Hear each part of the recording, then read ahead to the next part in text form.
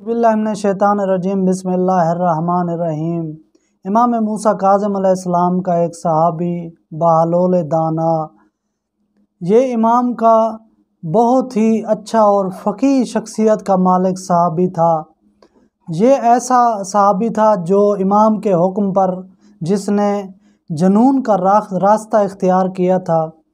एक मर्तबा बगदाद के बाज़ार के कोने में बैठकर लोगों को खुदा के दीन की दावत दे रहा था, खुदा की इबादत की दावत दे रहा था, बुला रहा था, लोगों खुदा की इबादत करो, नमाज पढ़ा करो, रोज़ा रखा करो, ज़कात अदा किया करो।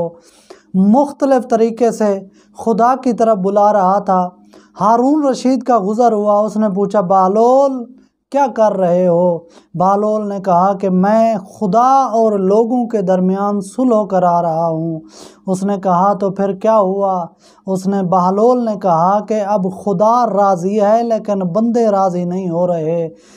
हारून रशीद चला गया।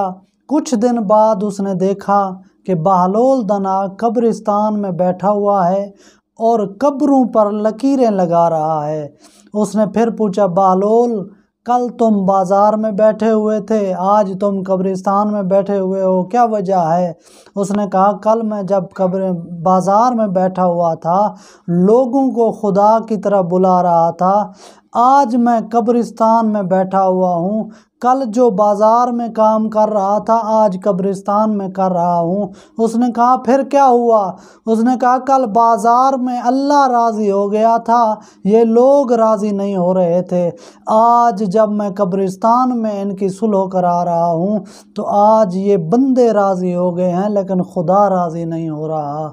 तो हमें चाहिए कि हमें अपनी ज़िंदगी में ही खुदा को राज़ी कर लेना चाहिए और खुदा के बताए हुए दीन पर अमल करके, उसकी फर्माबरदारी करके अपने नेक आमाल बजा लाने चाहिए और खुदा की नाफरमानी से बचना चाहिए।